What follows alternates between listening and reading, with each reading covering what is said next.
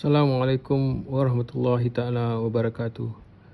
It is Ramadan 1444 Hijrah or March 2023.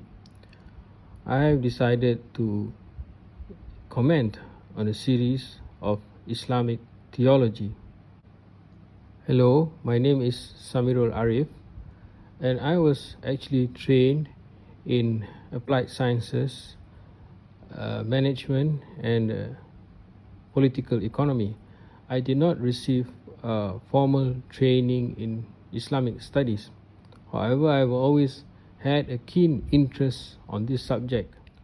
And so I have decided to borrow from my brother in Islam, who has produced a wonderful series of short documentaries on the question of Islamic theology. It is an introduction to the book called Kitab al-Hikam, or Book of Aphorisms. The first of the video clips begin by asking the fundamental question of when theology or religion is about everything but God. Towards the end of the video clip, the presenter gives a situation where, for example, a bookworm studies everything about basketball except that he didn't play basketball. So he knows all the theoretical aspects of basketball without actually playing the game. And that is a good point to ponder. Bismillah, alhamdulillah, wassalatu wassalamu ala Sayyidina Muhammadan Rasulillah. I begin with the name of Allah. All praise belongs to Allah, and may peace and blessings be upon the Prophet Muhammad, for he is the messenger of Allah, sallallahu alaihi wasallam. A long time ago, someone told me something very interesting, and it didn't make sense when he told me, but years later in hindsight, it makes a lot of sense. What he told me is, this religion of Islam, it can give you anything that you want. Whatever you want from this religion, it will give it to you. If you want to learn the Arabic language, this religion will give it to you. You can speak with people in Egypt. You want to go to Fez maybe. You can learn the Moroccan dialect.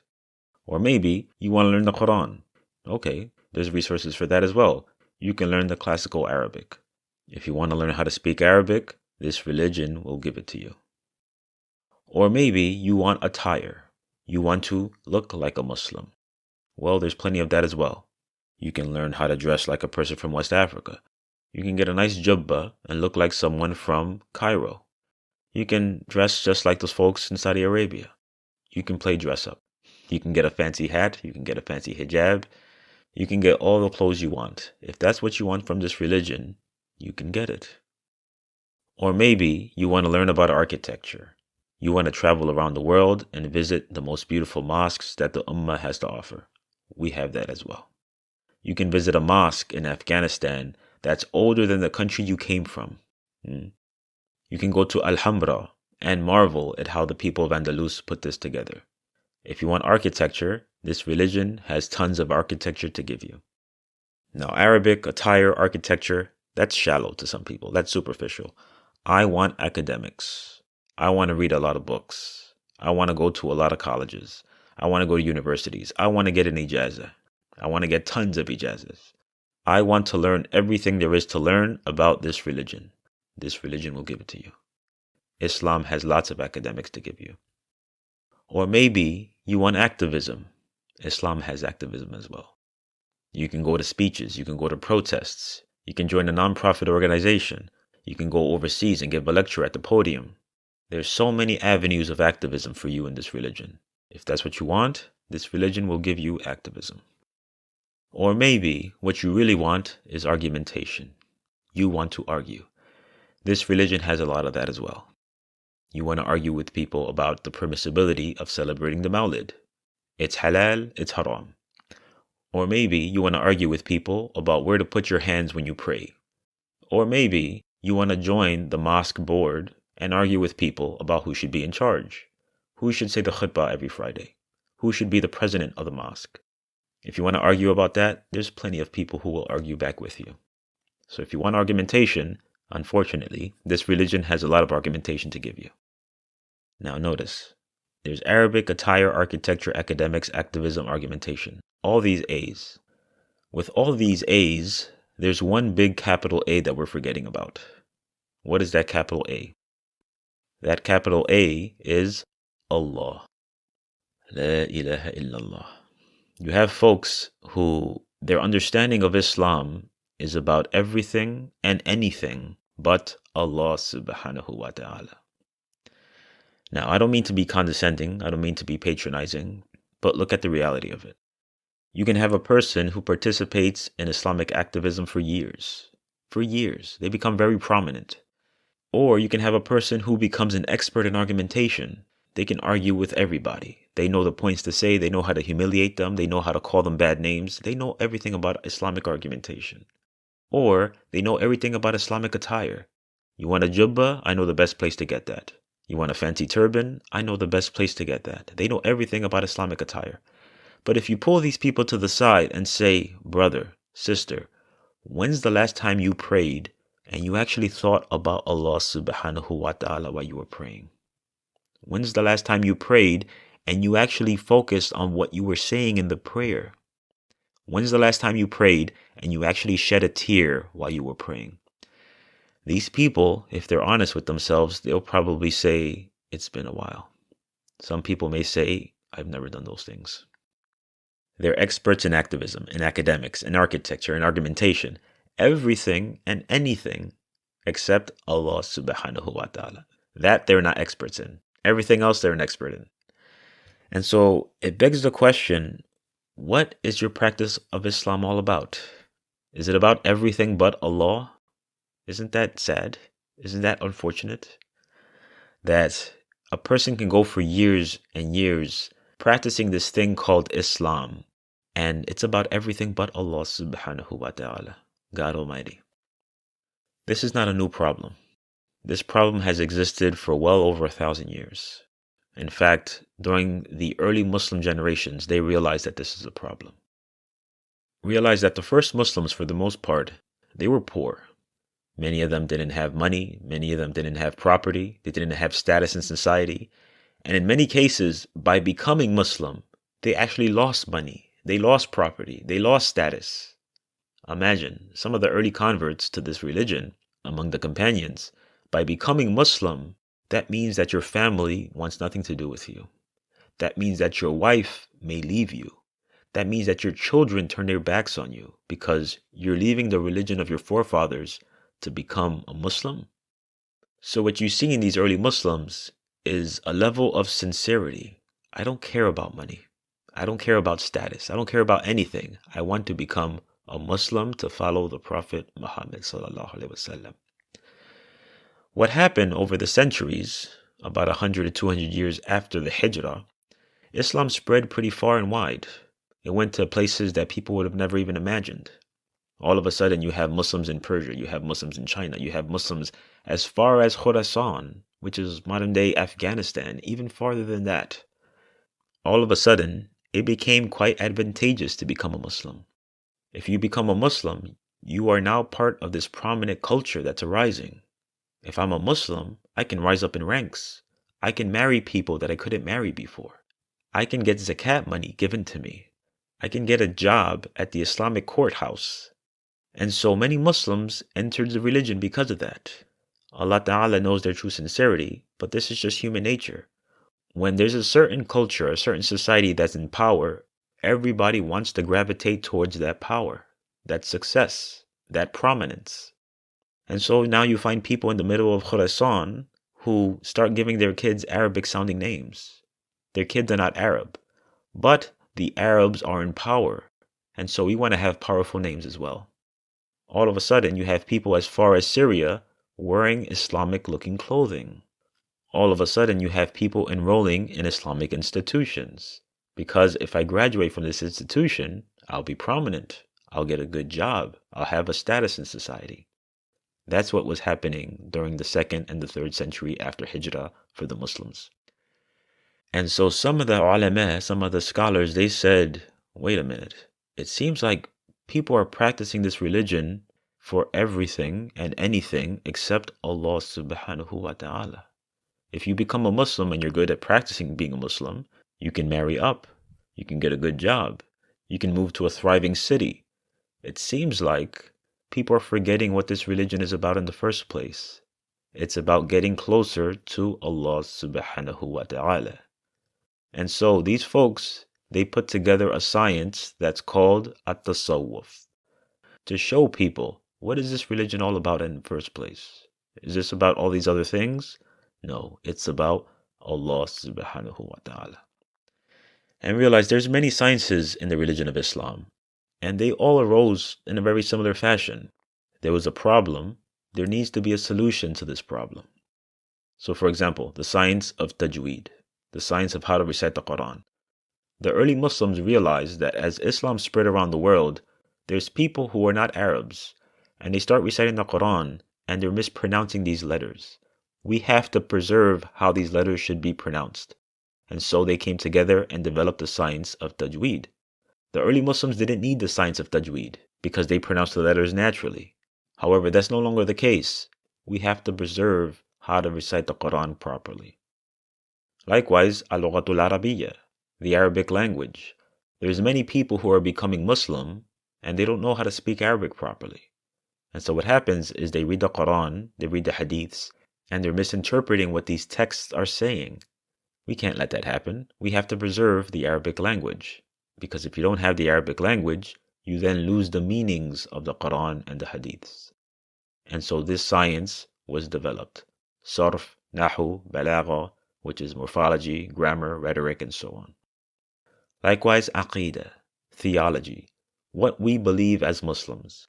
Again, as you spread out across the world, you start encountering very strange beliefs. And you have people who, they're Muslim, but they're holding on to these old beliefs that they had before they were Muslims. We have to formally address this. What do the Muslims believe? And so the science of Aqidah was formulated. Likewise, fiqh, Islamic law. People have questions. How do I pay zakat? How do I pray? How do I perform wudu? Can I get married to this person? What happens if I get divorced from that person? All these questions came up. How do we address these questions? We have to have a science of fiqh to address these questions. And so all these sciences were developed by the Muslims to address a problem. And tasawwuf is no different. The science of Islamic spirituality is no different. However, fast forward to today. If you want to learn tajweed, there's many avenues for you to learn tajweed. If you want to learn the Arabic language, there's many avenues. You want to learn about aqidah, fiqh, there's many books written about these things. But when it comes to tasawwuf, you find that this is the most neglected of all the Islamic sciences. Not only is it the most neglected, it's the most misunderstood of the Islamic sciences. So my hope in this video series is to explain what tasawwuf is all about. Tasawwuf is about getting closer to Allah subhanahu wa ta'ala. Now, here's the irony in tasawwuf today. When you talk about tasawwuf to people, what's the first thing that usually pops up? Maybe it's about celebrating the Mawlid. It's about celebrating the birth of the Prophet sallallahu alaihi wasallam. That's what tasawwuf is about. To the average person these days, if you ask, that's what they think it's about. Or maybe it's about attending a hadra. A hadra is a circle where people come together and they make dhikr. Oftentimes there's singing, oftentimes there's drums. That's what tasawwuf is about, the hadra. Or tasawwuf is about singing qasidas. Qasidas are songs, usually in the Arabic language. Sometimes they're in Persian, sometimes they're in Urdu. That's what tasawwuf is about, singing qasidas. Or maybe you're not into that kind of stuff. You're not musically inclined. Tasawwuf is about finding a sheikh, pledging allegiance to a specific sheikh who's going to guide me in this life. That's what tasawwuf is about. Some other people will say tasawwuf is about joining a tariqah. It's about joining a group of people who are students of the sheikh. And we all get together every so often. We wear certain clothing, we recite certain adhkar, and that's what this is about. Tasawwuf is about joining a tariqah. Some people may say tasawwuf is about visiting maqams. It's about going around the world and visiting special shrines and sites that are holy to us. Now look at this list here. All of this looks nice. We can debate back and forth whether this is halal, whether this is bid'ah, whether this is haram. But look at this list. This is tasawwuf, huh? This looks mysteriously like the other list that we looked at the beginning of this video, where people think Islam is about everything and anything but Allah subhanahu wa ta'ala. Is the tasawwuf about celebrating the Mawlid? It could be. Is the tasawwuf about attending a hadra, singing nasheeds, finding a sheikh, joining a tariqah? It could be. But is that really what the tasawwuf is about? No. The tasawwuf is about Allah subhanahu wa ta'ala. That's what the tasawwuf is about. All these other things, they're nice. But if you get lost in them and they don't get you any closer to Allah subhanahu wa ta'ala, what good are they? What good is this? Is this what the religion is about? Everything and anything except Allah subhanahu wa ta'ala? I'll end this video with this little anecdote. I remember someone said that their son, he's a little bit of a bookworm. All he does is read books. He's very intellectual. And so this person said, I enrolled my son into basketball camp because, he doesn't even get out. He doesn't play any sports. So maybe if he joins basketball camp, he will become a little bit more athletic, a little bit more brawny, less brain, more brawn. So he enrolled his son into basketball camp. And about 2 months into it, he called his son up and he said, hey, how's it going? And his son said, it's okay. It's all right. And the father says, well, tell me what you've been doing.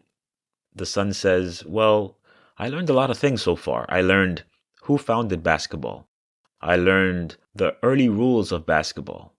I learned about how basketball evolved over the years and how new rules were implemented. How the three-pointer wasn't originally in the early years of basketball, and then they implemented the three-pointer later on. I learned about all the different historical teams. I learned about their colors. I learned about their mascots. I learned about where they're located. I learned a lot about basketball. And the father said, wait a minute, how's your jump shot? And the son said, oh, I don't know. I never actually picked up a basketball. This is a silly story, but it's not so silly because this actually describes how many Muslims practice this religion. Some people practice Islam for years, and they learn how to speak like a Muslim, how to look like a Muslim, how to act like a Muslim. They know which mosque to go to and which mosque not to go to. They know how to argue with people online. They learn about the Mawlid, they learn about the Hadra, they learn about the Tariqah. They learn everything about this religion except the purpose of this religion. Allah subhanahu wa ta'ala. That's the purpose of this religion. Just like this young man goes to basketball camp and he learns everything about basketball, and yet he never picks up a basketball in the first place. Is that what the religion is about? The scholars of the tasawwuf said no, that's not what the religion is about. This religion is about Allah subhanahu wa ta'ala. How do you get closer to Allah? We talk about Allah sometimes, but how many of us talk to Allah? That is the problem, and the science of tasawwuf was formulated to solve this problem that we all have. Many of us don't talk about it, but it's there. It's deep in the heart of our hearts. We don't talk about it because it's uncomfortable. It's inconvenient. I've been praying for 10 years, 20 years, and I don't even think about Allah when I pray. I've been fasting for my entire adult life, and all I get from it is thirst and hunger. Is this what the religion is? The scholars of tasawwuf say, no, this is not what the religion is.